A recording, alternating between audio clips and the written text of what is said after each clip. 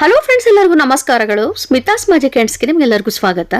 ನೋಡಿ, ಇವತ್ತು ನಾನು ನಿಮಗೆ ಸಂಕ್ರಾಂತಿ ಹಬ್ಬದ ಬಗ್ಗೆ ಮಾಹಿತಿ ಕೊಡ್ತಾ ಇದ್ದೇನೆ. ಈ ಬಾರಿ ಬಂದಿರುವಂಥ ಸಂಕ್ರಾಂತಿ ನಮಗೆ ತುಂಬ ವಿಶೇಷವಾದದ್ದು, 23 ವರ್ಷದ ನಂತರ ಬಂದಿರುವಂಥದ್ದು. ಕಾರಣ ಏನಪ್ಪ ಅಂತಂದರೆ, ಸಂಕ್ರಾಂತಿ ಹಬ್ಬದ ದಿವಸವೇ ನಾವು ಏಕಾದಶಿಯನ್ನು ಕೂಡ ಆಚರಣೆ ಮಾಡ್ತೇವೆ. ಸಂಕ್ರಾಂತಿ ಅಂದರೆ ಏನು ಅಂತಂದರೆ, ಸೂರ್ಯನು ಒಂದು ರಾಶಿಯಿಂದ ಇನ್ನೊಂದು ರಾಶಿಗೆ ಪ್ರವೇಶಿಸುವಂಥ ದಿನವಾಗಿರುತ್ತದೆ. ಅದರಲ್ಲೂ ಮಕರ ಸಂಕ್ರಾಂತಿ ಅಂದರೆ ತುಂಬ ಪ್ರಮುಖವಾದ ಹಬ್ಬವಾಗಿರುತ್ತದೆ. ಸೂರ್ಯನು ಮಕರ ರಾಶಿಗೆ ಪ್ರವೇಶಿಸುವಂಥ ಶುಭ ದಿನವಾಗಿರುತ್ತದೆ. ಅದಕ್ಕೆ ನಾವು ಮಕರ ಸಂಕ್ರಾಂತಿ ಅಂತೇಳಿ ಕರಿತೇವೆ. ಈ ಒಂದು ಸಂಕ್ರಾಂತಿ ಹಬ್ಬ ನಮಗೆ ಎಂದು ಆಚರಣೆ ಅನ್ನೋದಾದರೆ 14ನೇ ತಾರೀಕು ಜನವರಿ ಬುಧವಾರದ ದಿವಸ ನಾವು ಆಚರಣೆ ಮಾಡ್ತೇವೆ. ನೋಡಿ, ಅಂದೇ ನಮಗೆ ಏಕಾದಶಿಯು ಬಂದಿದೆ. ಏಕಾದಶಿ ನಮಗೆ ಯಾವಾಗ ಪ್ರಾರಂಭವಾಗುತ್ತದೆ ಅನ್ನೋದಾದರೆ, ಪುಷ್ಯಮಾಸ ಕೃಷ್ಣ ಪಕ್ಷ ಏಕಾದಶಿ ತಿಥಿಯು 13ನೇ ತಾರೀಕು ಮಂಗಳವಾರ ಮಧ್ಯಾಹ್ನ 3:18 ಪ್ರಾರಂಭವಾಗಿರುವಂಥದ್ದು 14ನೇ ತಾರೀಕು ಬುಧವಾರ ಸಂಜೆ 5:53 ಮುಕ್ತಾಯವಾಗುತ್ತದೆ. ನಾವು ಆಚರಣೆ ಮಾಡಬೇಕಾಗಿರುವಂಥದ್ದು 14ನೇ ತಾರೀಕು ಬುಧವಾರವೇ ನಾವು ಏಕಾದಶಿನ ಆಚರಣೆ ಮಾಡ್ತೇವೆ. ನೋಡಿ, ಅಂದೇ ನಾವು ಸಂಕ್ರಾಂತಿ ಹಬ್ಬವನ್ನು ಕೂಡ ಆಚರಣೆ ಮಾಡ್ತೇವೆ. ಇನ್ನು ಸಂಕ್ರಾಂತಿ ಹಬ್ಬದ ಆಚರಣೆ ಅಂದ್ರೆ ನಿಮಗೆ ಗೊತ್ತಿರುವಂಥದ್ದೇನೆ. ಬೆಳಗ್ಗೆ ಬೇಗನೆ ಎದ್ದು ಸ್ನಾನವನ್ನು ಮಾಡಿಕೊಂಡು ಸೂರ್ಯನ ಆರಾಧನೆ ಮಾಡುವಂಥದ್ದು, ಆರ್ಘ್ಯ ಅರ್ಪಣೆ ಮಾಡುವಂಥದ್ದು ಸೂರ್ಯದೇವನಿಗೆ, ಹಾಗೆಯೇ ಎಳ್ಳು ಬೆಲ್ಲವನ್ನು ಸವಿಯುವಂಥದ್ದು, ಇವೆಲ್ಲ ನಿಮಗೆ ಗೊತ್ತಿರುವಂಥದ್ದೇನೆ. ಹಾಗಾಗಿ ಅಂದಿನ ದಿವಸ ನಾವು ಏನು ಮಾಡ್ತೇವೆ ಅಂದರೆ, ವಿಶೇಷವಾಗಿ ಪೊಂಗಲನ್ನು ಆಚರಣೆ ಮಾಡ್ತೇವೆ.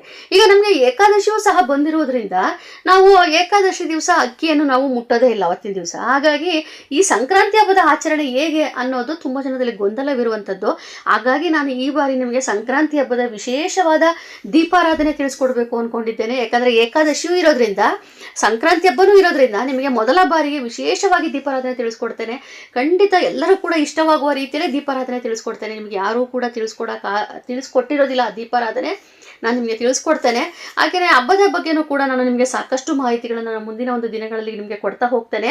ಇದರಲ್ಲಿ ನಾವು ತಿಳ್ಕೊಬೇಕಾಗಿರುವಂಥದ್ದು ಏನಪ್ಪ ಅಂತಂದರೆ, ಮಕರ ರಾಶಿ ಸಂಕ್ರಾಂತಿ ಹಬ್ಬ ಈಗ ನಿಮಗಾಗಲೇ ಗೊತ್ತಿರುವಂಥದ್ದು ಏನಪ್ಪ ಅಂತಂದರೆ 14ನೇ ತಾರೀಕು. ಅದರಲ್ಲಿ ನಮಗೆ ಪುಣ್ಯಕಾಲ ಮಹಾಪುಣ್ಯಕಾಲನೂ ಕೂಡ ಇರ್ತದೆ. ಅದು ಕೂಡ ನಾವು ಆಚರಣೆಗೆ ಬಹಳ ಮಹತ್ವ ಕೊಡ್ತೇವೆ. ಏನು ಈ ಪುಣ್ಯಕಾಲ ಮಹಾಪುಣ್ಯಕಾಲ ಅಂತೀವೋ, ಆ ಒಂದು ಸಮಯದಲ್ಲಿ ನಾವು ಏನು ಶುಭ ಕಾರ್ಯಗಳನ್ನ ಮಾಡ್ತೇವೋ, ಧಾರ್ಮಿಕ ಕಾರ್ಯಗಳನ್ನು ಹೆಚ್ಚಾಗಿ ಮಾಡ್ತೇವೋ, ಅದು ನಮಗೆ 100 ಪಟ್ಟು ಹೆಚ್ಚಿನ ಫಲಗಳನ್ನು ನೀಡ್ತವೆ ಅನ್ನೋ ಒಂದು ನಂಬಿಕೆ. ಹಾಗಿದ್ದಾಗ ನಾವು ಪುಣ್ಯಕಾಲ ಮಹಾಪುಣ್ಯಕಾಲ ತಿಳ್ಕೊಂಡು ನಾವು ಹಬ್ಬವನ್ನು ಆಚರಣೆ ಮಾಡಬೇಕಾಗುತ್ತದೆ. ಹಾಗಾದರೆ ಪುಣ್ಯಕಾಲ ಮಹಾಪುಣ್ಯಕಾಲ ಅಂದರೆ ಏನಪ್ಪ ಅಂತಂದರೆ, ಪುಣ್ಯಕಾಲ ಅಂತಂದರೆ ಸೂರ್ಯನು ಒಂದು ರಾಶಿಯಿಂದ ಮತ್ತೊಂದು ರಾಶಿಗೆ ಪ್ರವೇಶಿಸುವ ಸಮಯ ಮೊದಲು ಮತ್ತು ನಂತರದ ಕೆಲವು ಗಂಟೆಗಳ ಕಾಲವನ್ನು ಪುಣ್ಯಕಾಲ ಅಂತೇಳಿ ನಾವು ಕರಿತೇವೆ. ಈ ಸಮಯದಲ್ಲಿ ಒಂದು ಏನಪ್ಪ ಅಂದರೆ, ಆ ಒಂದು ಸಮಯ ಯಾವುದು ಅಂತಂದರೆ, ಸೂರ್ಯ ಮಕರ ರಾಶಿಗೆ ಪ್ರವೇಶಿಸುವ ಸಮಯ ಅದು ಮಧ್ಯಾಹ್ನ 3:06 ಇದು ನಾವು ಸಂಕ್ರಾಂತಿ ಹಬ್ಬ ಆಚರಣೆ ಮಾಡುವ ಸಮಯವಾಗಿರುತ್ತದೆ. ಪುಣ್ಯಕಾಲ ಅಂತ ನಾನು ಈಗ ತಾನೇ ನಿಮ್ಗೆ ಹೇಳಿದೆ. ಪುಣ್ಯಕಾಲದ ಮುಹೂರ್ತ ಯಾವಾಗ ಅಂತಂದರೆ, ಮಧ್ಯಾಹ್ನ 3:59 ಸಂಜೆ 6:12 ಅಂದರೆ 2:59 ಸಿಗ್ತದೆ. ಆ ಒಂದು ಸಮಯದಲ್ಲಿ ನಾವು ಧಾರ್ಮಿಕ ಕಾರ್ಯಗಳಿಗೆ ತುಂಬಾ ಪ್ರಾಮುಖ್ಯತೆ ಕೊಡ್ತೇವೆ. ಇನ್ನು ಮಹಾಪುಣ್ಯಕಾಲ ಅಂದರೆ ಏನಪ್ಪ ಅಂತಂದರೆ, ಸಂಕ್ರಾಂತಿ ಸಂಭವಿಸುವ ಸರಿಯಾದ ಸಮಯಕ್ಕೆ ಅತ್ಯಂತ ಹತ್ತಿರವಿರುವಂಥ ಸಣ್ಣ ಅವಧಿಯನ್ನು ನಾವು ಮಹಾಪುಣ್ಯಕಾಲ ಅಂತೇವೆ. ಇದು ನಮಗೆ 1:54 ಇರ್ತದೆ. ಅಂದರೆ ಮಹಾಪುಣ್ಯಕಾಲ ನಮಗೆ ಪ್ರಾರಂಭವಾಗೋದು ಮಧ್ಯಾಹ್ನ 3:13 ಸಂಜೆ 5:01. ಈ ಒಂದು ಸಮಯದಲ್ಲಿ ಕೂಡ ನಾವು ಒಂದು ವಿಶೇಷವಾಗಿ ನಾವು ಪೂಜೆಯನ್ನು ಮಾಡ್ಕೊಳ್ತೇವೆ. ಈ ಎರಡೂ ಸಮಯ ನಮಗೆ ಬಹುಮುಖ್ಯವಾಗಿರುತ್ತದೆ. ಇನ್ನೂ ನಿಮಗೆ ಇದ್ರ ಬಗ್ಗೆ ಸಾಕಷ್ಟು ಮಾಹಿತಿಗಳು ನಿಮಗೆ ಸರಳವಾಗಿ ಅರ್ಥವಾಗುವ ರೀತಿಯಲ್ಲಿ ನಾನು ಮುಂದಿನ ಒಂದು ವಿಡಿಯೋದಲ್ಲಿ ನಿಮಗೆ ನಾನು ತಿಳಿಸ್ಕೊಡ್ತಾ ಹೋಗ್ತೇನೆ.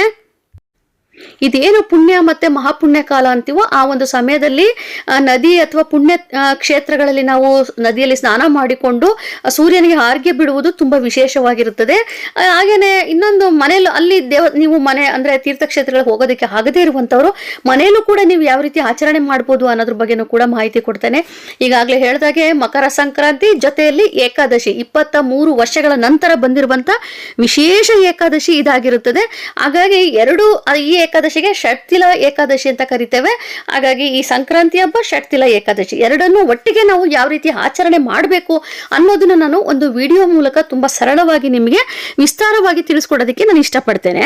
ಸೊ ಫ್ರೆಂಡ್ಸ್, ಇವತ್ತು ನಾನು ನಿಮಗೆ ಸಂಕ್ರಾಂತಿ ಹಬ್ಬದ ಬಗ್ಗೆ ಒಂದು ಸ್ವಲ್ಪ ಮಟ್ಟಿಗೆ ಮಾಹಿತಿ ಕೊಟ್ಟಿದ್ದೇನೆ. ಹಾಗೆಯೇ ಇವತ್ತಿನ ಒಂದು ವಿಡಿಯೋ ನಿಮಗೆ ಇಷ್ಟವಾಗಿದ್ದಲ್ಲಿ ದಯವಿಟ್ಟು ಆದಷ್ಟು ಶೇರ್ ಮಾಡಿ, ಲೈಕ್ ಮಾಡಿ, ಕಮೆಂಟ್ ಮಾಡಿ, ಹಾಗೆಯೇ ಸಬ್ಸ್ಕ್ರೈಬ್ ಮಾಡ್ಕೊಳ್ಳಿ. Thank you.